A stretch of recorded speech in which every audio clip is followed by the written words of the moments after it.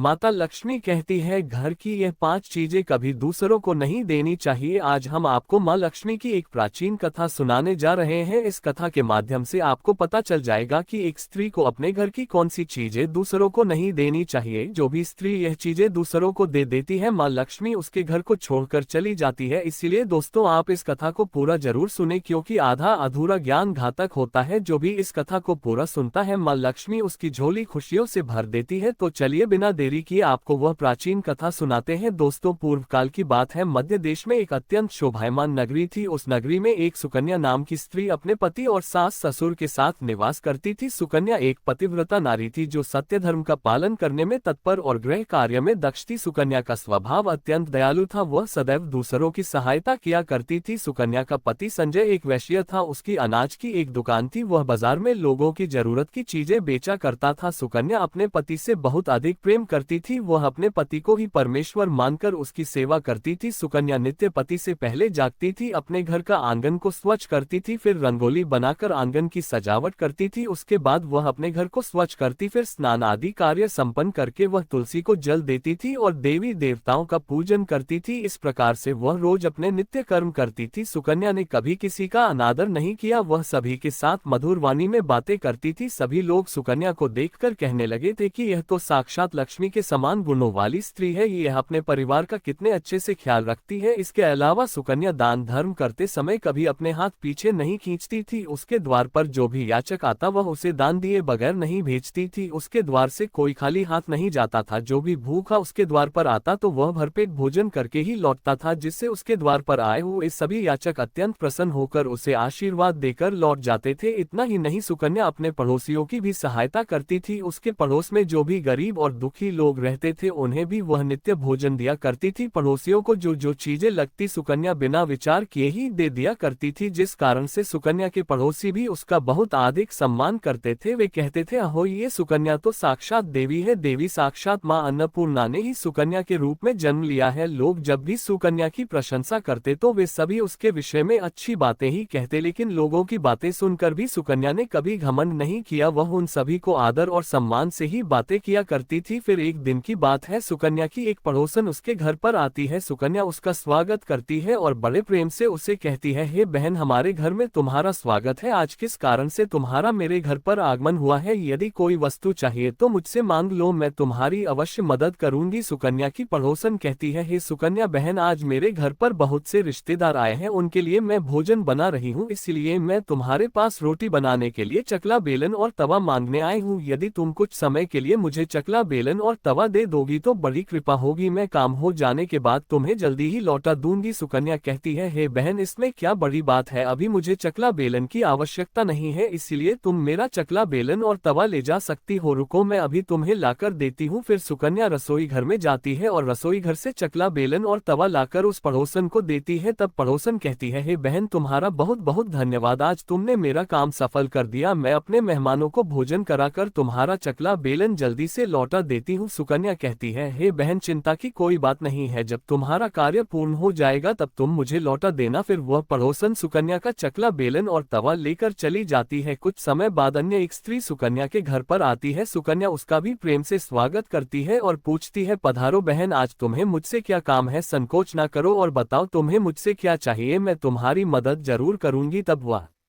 स्त्री कहती है, हे बहन, मेरे घर में बहुत गंदगी हो गई है और मेरे घर को साफ करने के लिए मेरे पास कुछ भी नहीं है, इसीलिए मैं तुम्हारे पास झाड़ू मांगने के लिए आई हूँ। यदि तुम्हें कोई समस्या ना हो तो कृपा करके मुझे अपने घर की झाड़ू दे दो, मैं अपना घर साफ करके तुम्हें झाड़ू लौटा दूंगी। सुकन्या बिना विचार किए ही कहती है, हे बहन, बस झाड़ू ही तो है, इसमें क्या समस्या हो सकती है? तुम रुको, अभी मैं तुम्हें अपने घर की झाड़ू लाकर देती हूँ। इतना कहकर सुकन्या घर के अंदर जाती है और झाड़ू लेकर आती है और उस स्त्री को देती है। वह स्त्री सुकन्या के घर की झाड़ू लेकर चली जाती है। फिर कुछ देर बाद अन्य एक स्त्री सुकन्या के घर पर आती है। सुकन्या उसका भी बड़े प्रेम से स्वागत करती है। सुकन्या कहती है, पधारो बहन, क्या बात है? आज मेरे घर पर किस कारण से आना हुआ? तुम्हें जो कुछ भी चाहिए निसंकोच होकर कहो, मैं तुम्हारी सहायता करने का प्रयास अवश्य करूंगी। तब वह स्त्री कहती है, हे सुकन्या बहन, तुम बड़ी दयालु हो, मैंने तुम्हारे बारे में बहुत सुना है और तुम सभी की मदद करती रहती हो, इसलिए मैं तुम्हारे पास एक छोटी सी मदद मांगने के लिए आई हूँ। सुकन्या कहती है, हे बहन संकोच ना करो, तुम्हें जो कुछ भी चाहिए मांग लो, यदि मेरे बस में होगा तो मैं मना नहीं करूंगी, मैं तुम्हारी सहायता अवश्य करूंगी। तब वह स्त्री कहती है, हे सुकन्या बहन, आज मेरी बेटी को देखने के लिए लड़के वाले आ रहे हैं, इसलिए मैं चिंता में हूँ। मेरे पास पहनने के लिए एक भी गहना नहीं है, तो मैं अपनी बेटी को क्या दूं? उसके पास पहनने के लिए अच्छे वस्त्र भी नहीं है, इसलिए कृपा करके मुझे आप थोड़े गहने और वस्त्र उधार में दे दीजिए। केवल एक दिन के लिए, जब लड़के वाले देखकर चले जाएंगे तो मैं तुम्हारे गहने लौटा दूंगी। उस पड़ोसन की बात सुनकर सुकन्या कहती है, बस इसी बात है बहन, तुम चिंता मत करो, तुम्हारी पुत्री मेरी छोटी बहन के जैसी है, उसकी सहायता मैं अवश्य करूंगी। मैं अभी तुम्हें मेरे गहने और साड़ी देती हूँ, जिसे पहनकर तुम्हारी पुत्री राजकुमारी लगेगी। फिर सुकन्या अंदर जाती है, गहने और साड़ी लेकर आती है और उस पड़ोसन को दे देती है। वह पड़ोसन प्रसन्न होकर सुकन्या के गहने और साड़ी लेकर चली जाती है। फिर शाम हो जाती है और अन्य एक पड़ोसन सुकन्या के घर पर आती है। सुकन्या उसका भी बड़े प्रेम से स्वागत करती है और कहती है, पधारो बहन, आज किस कारण से मेरे घर पर आना हुआ, बताओ मैं तुम्हारी किस प्रकार से सहायता कर सकती हूँ? तुम्हें जो कुछ चाहिए निसंकोच होकर कहो, मैं तुम्हारी मदद जरूर करूंगी। वह पड़ोसन कहती है, हे सुकन्या बहन, तुम बड़ी दयालु हो और तुम सभी की मदद करती हो, इसलिए मैं तुम्हारे पास आई हूँ। मेरा बच्चा भूखा है और उसे पिलाने के लिए दूध नहीं है, इसलिए मैं तुम्हारे पास दूध मांगने के लिए आई थी, अगर थोड़ा सा दूध मिल जाता तो बड़ी कृपा होती। सुकन्या कहती है, अरे बहन, इसमें कौन सी बड़ी बात है, लो अभी मैं तुम्हें दूध दे देती हूँ। सुकन्या रसोई घर में जाती है और थोड़ा सा दूध लेकर आती है और उस पड़ोसन को दे देती है। वह पड़ोसन प्रसन्नता से उस दूध को लेकर चली जाती है। इस प्रकार से सुकन्या अपने सभी पड़ोसियों की मदद कर देती है और प्रसन्न होकर घर का काम करने में लग जाती है। फिर रात होते ही उसका पति घर पर लौट आता है। सुकन्या अपने पति को प्रणाम करती है और उसकी खूब सेवा करती है। रात को दोनों पति पत्नी आनंद से सो जाते हैं। फिर दूसरे दिन वे जागते हैं तो उन्हें एक बहुत ही बुरी खबर कानों पर पड़ती है। एक आदमी दौड़ते हुए सुकन्या के घर पर आता है और सुकन्या के पति से कहता है, हे भाई, कल रात को किसी ने आपकी दुकान लूट ली है, सारा माल गायब है। सुकन्या का पति एकदम से घबरा जाता है और दौड़ते हुए अपने दुकान पर जाता है तो देखता है उसका सारा माल किसी ने लूट लिया है। वह देखता है कि उसके दुकान में रखा हुआ सारा धन भी चोरी हो चुका है। वह दुखी और निराश होकर घर पर लौटता है और सुकन्या को सारी बात बताता है, जिसे सुनकर सुकन्या बहुत दुखी हो जाती है। सुकन्या कहती है, आप चिंता ना कीजिए जी, हमारे घर में अभी बहुत सारा रखा हुआ है, जिससे आप फिर से व्यापार शुरू कर सकते हैं। फिर सुकन्या अपने घर की तिजोरी में देखती है तो वह भी पूरी तरह खाली दिखाई देती है, उसके अंदर का भी सारा माल अब चोरी हो चुका था। ये देखकर सुकन्या बहुत दुखी हो जाती है, उसे समझ में नहीं आता कि यह कैसे हुआ। सुकन्या का पति उस पर बहुत क्रोधित हो जाता है और पूछता है, सुकन्या सच सच बताओ, हमारे घर के अंदर रखा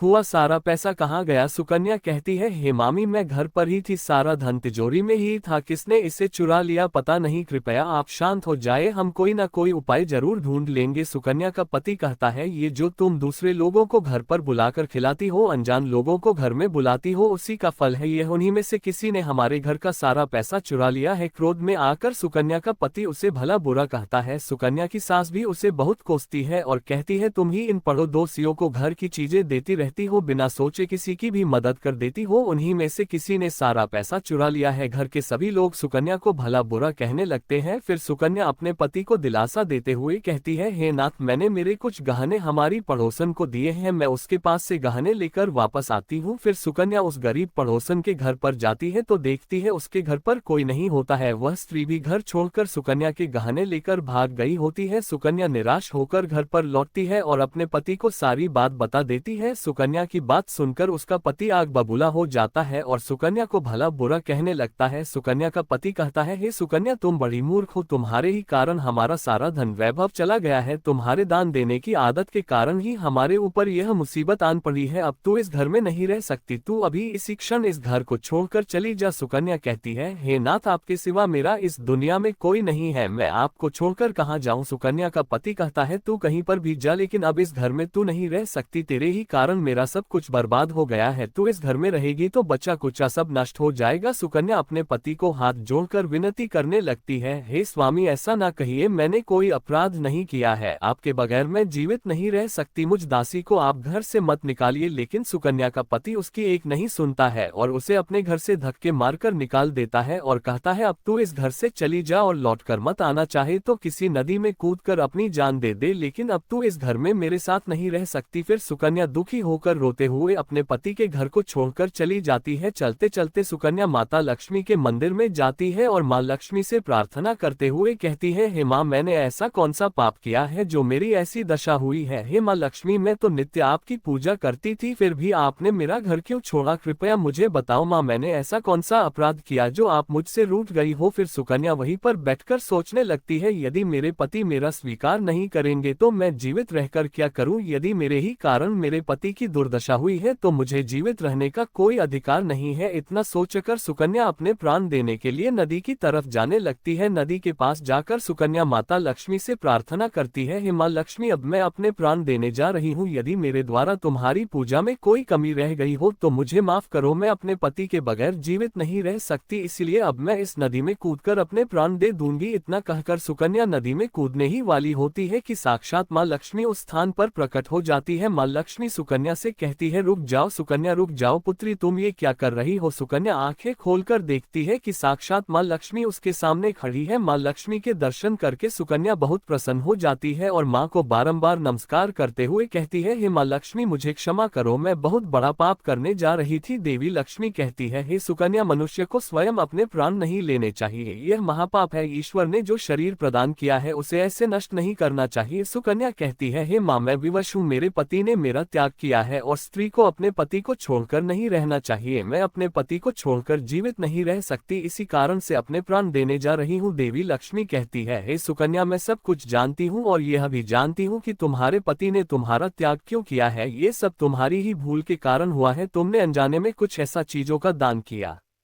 था जिस कारण से मुझे तुम्हारा घर छोड़कर जाना पड़ा। जो भी स्त्री अपने घर की इन चीजों को दूसरों को दे देती है उनके घर में मेरा वास नहीं होता है, मैं उन वस्तुओं के साथ ही उनका घर छोड़कर चली जाती हूँ। तब सुकन्या कहती है, हे माँ, ऐसी वह कौन सी वस्तुएं हैं? कृपया आप मुझे बताएं, मैंने कौन सी वस्तु का दान किया जिस कारण से आपने मेरे घर का त्याग किया है? देवी लक्ष्मी कहती है, हे पुत्री, अब तुम ध्यान से सुनो, मैं तुम्हें उन चीजों के बारे में बताती हूँ जो किसी भी स्त्री को दूसरों को नहीं देनी चाहिए। इन चीजों का दान करने पर मैं उस घर को छोड़कर चली जाती हो। हे सुकन्या, सबसे पहली वस्तु है चकला बेलन और तवा। किसी भी स्त्री को अपने घर का चकला बेलन और तवा कभी दूसरों को नहीं देना चाहिए। रसोई घर में इन वस्तुओं का महत्व सबसे अधिक होता है। इन वस्तुओं की पवित्रता सदैव ही बनी रहनी चाहिए। इन्हीं वस्तुओं से भगवान विष्णु को प्रसाद बनाया जाता है और तवे पर बनी पहली रोटी भी गाय को खिलाई जाती है, इसलिए इन वस्तुओं को हमेशा स्वच्छ और शुद्ध रखना चाहिए। दूसरों को देने पर यह अपवित्र हो सकती है और फिर इनका उपयोग करना अशुभ फल प्रदान करता है। इसीलिए सुकन्या, तुमने अपने रसोई घर के चकला बेलन और तवा अपनी पड़ोसन को देकर पहली से बड़ी भूल की है। आगे माँ लक्ष्मी कहती है, हे सुकन्या, अब तुम दूसरी वस्तु के विषय में सुनो। तुमने अपनी पड़ोसन को अपने घर में रखी हुई झाड़ू ही दे दी जिस वस्तु में मेरा सदैव वास होता है। जो वस्तु मुझे सबसे अधिक प्रिय है तुमने उसे ही दूसरे को दे दिया, तो फिर मैं तुम्हारे घर में कैसे ठहरती है? सुकन्या, जो स्त्री अपने घर की झाड़ू दूसरों को दे देती है मैं उसके घर को त्याग देती हूँ। झाड़ू से घर की स्वच्छता की जाती है और जहाँ पर स्वच्छता होती है उसी स्थान पर मेरा वास होता है। ध्यान में रखना सुकन्या, घर में झाड़ू को हमेशा छिपा कर रखना चाहिए। झाड़ू पर बाहरी व्यक्ति की दृष्टि भी नहीं पड़नी चाहिए। झाड़ू एक अत्यंत पवित्र वस्तु है, इसे पैर नहीं लगाना चाहिए और इससे कभी विष्ठा आदि प्रकार की गंदगी साफ नहीं करनी चाहिए। माँ लक्ष्मी कहती है, हे सुकन्या, अब तुम तीसरी वस्तु के विषय में सुनो जो एक स्त्री को कभी दूसरों को नहीं देनी चाहिए। वह वस्तु है आभूषण। एक स्त्री को अपने आभूषण कभी अन्य महिला को नहीं देने चाहिए। मैं सदैव ही आभूषणों में वास करती हूँ। स्त्री के 16 श्रृंगार में गहनों का बहुत अधिक महत्व होता है। एक विवाहित स्त्री को अपने आभूषण कभी अन्य स्त्री को पहनने के लिए नहीं देने चाहिए। जो स्त्री अपने आभूषण अन्य स्त्रियों को देती है उसके जीवन में दुर्भाग्य आता है। हे सुकन्या, अब मैं तुम्हें चौथी वस्तु के विषय में बताती हूँ। किसी भी मनुष्य को शाम हो जाने के बाद कभी सफेद रंग की वस्तुओं का दान नहीं करना चाहिए, किंतु तुमने शाम के समय दूध का दान किया था। शाम को दूध का दान करने से जीवन में दुर्भाग्य आता है। शाम को सफेद रंग की चीजें दान करने से मनुष्य के जीवन में अशुभ काल आता है। माँ लक्ष्मी कहती है, हे सुकन्या, अब मैंने तुम्हें उन सभी वस्तुओं के बारे में बता दिया है जिनका कभी दान नहीं करना चाहिए। यह वस्तुएं कभी दूसरों को उधार में अथवा उपयोग के लिए नहीं देनी चाहिए। सुकन्या कहती है, हे माँ लक्ष्मी, मुझसे बड़ी भूल हो गई, मैं इन बातों से अनजान थी, कृपया मुझे क्षमा करो और अब मुझे प्रायश्चित करने का उपाय बताओ। देवी लक्ष्मी कहती है, हे सुकन्या, तुमने प्रायश्चित पहले ही कर लिया है, इसीलिए अब तुम अपने घर पर लौट जाओ। मैं तुम्हें तुम्हारा संपूर्ण वैभव और धन संपत्ति संपत्ति लौटा देती हूँ। इतना कहकर माँ लक्ष्मी उस स्थान से अंतर्ध्यान हो जाती है। फिर सुकन्या भी माँ लक्ष्मी को धन्यवाद करती है और उस स्थान से घर की तरफ जाने लगती है। तभी उसका पति ढूंढते हुए उसी की तरफ आ रहा होता है। वह सुकन्या के पास आकर उससे क्षमा मांगता है और कहता है, हे सुकन्या, मुझे माफ करो, मैंने तुम्हें बहुत भला बुरा कहा था। तुम तो साक्षात देवी के समान हो। माँ लक्ष्मी की कृपा से हमें अपना सारा धन वैभव वापस मिल गया है। जिन लोगों ने हमारा धन लूटा था उन सभी ने हमारा धन हमें लौटा दिया और तुम्हारा नाम लेते हुए क्षमा मांग ली है। ये सुनकर सुकन्या बहुत प्रसन्न होती है और अपने पति के साथ घर पर लौट जाती है। माँ लक्ष्मी की कृपा से सुकन्या के घर में फिर से सुख समृद्धि आती है और उसके बाद से सुकन्या ने अपने घर की यह 4 चीजें कभी दूसरों को नहीं दी। तो दोस्तों, उम्मीद है आपको ये कथा पसंद आई होगी। वीडियो को लाइक जरूर करें और कमेंट में जय मां लक्ष्मी जरूर लिखें। साथ ही चैनल को सब्सक्राइब करें। आप सभी का धन्यवाद।